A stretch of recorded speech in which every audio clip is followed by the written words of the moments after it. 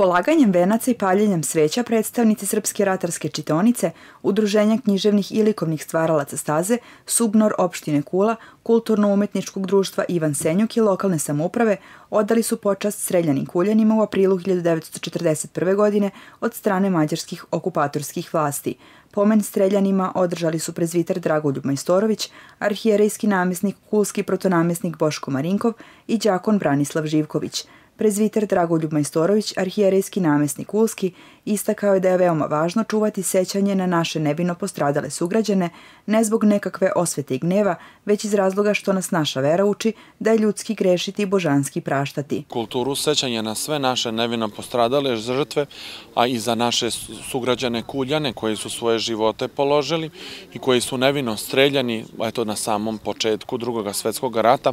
je izuzetno potrebno i neophodno poštovati i čuvati, ne zbog neke osvete, ne zbog nekoga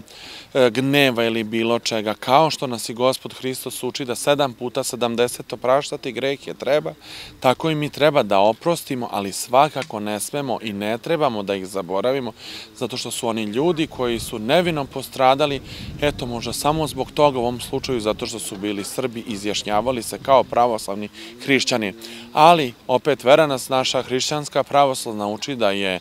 da je ljudski grešiti, a božanski praštati, tako da mi treba svakako da oprostimo, ali nikako da ne zaboravimo i da uvek se molitveno sabiramo kako bi ih se prvenstveno setili u našim svetim molitvama, a onda i naravno da upalimo sveće i da položimo cveće onako kako i neka naša tradicija nalaže. Jedan ovakav nečasni zverski čin bi se možda i nastavio da nije bilo časnih Mađara i Nemaca koji su stali na stranu svojih nedužnih komšija. Spomenik je ostao i ostaće kao i sećanje kako na streljane pripadnike srpskog naroda, tako i na pripadnike mađarske i nemačke narodnosti koji su stali u odbranu svojih komšija. Mir, sloga i tolerancija, danas i zauvek.